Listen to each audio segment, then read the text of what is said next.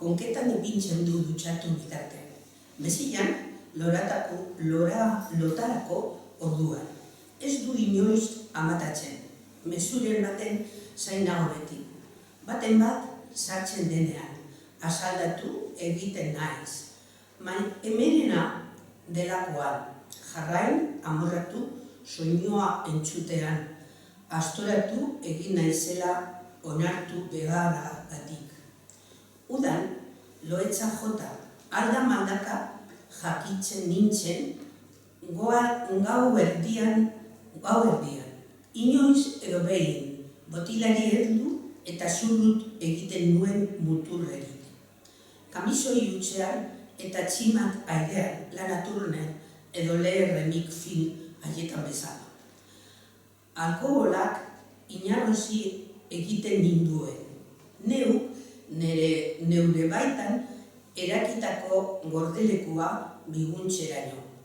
Eta iez egiten laguntzen zion hitz jarri hori arrakala beratzen natetik.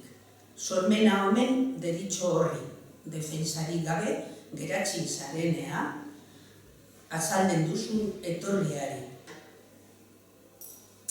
Orduantxe idatzi nituen testu honen hasikinak, apunte matasa bat, karpeta batean ekarri dudana hori. Ez ditut ohar guztiak ulertzen, letrenari idatzi nituelako. Beste batzuei ez die zentzurik hartzen, honakoa hori kasulako. Ezin dut entzun txuri hitza edo zuren erdiko neskatza naiz nik. Alabaina, bada baten bat guztiz gardena egiten zaidana. Zergatik ez da karenezkoa nire bihotza, balkoia eta azulejoak garbitziari ekaten nion, armairuak eta kasoia ordenatzen nituen. Zeratari egon barik, osokoak ez esnatzeko. Emeren opariak ere bota nituen. Oskola, nire leharekin ondo zatozen eskularroa polsa morea, neure kolore kutuna da morea. Bereren argazkibi, Pireneoetatik ekarritako basalorea eta enkajezko errontze beltza ligekin jartzekoa.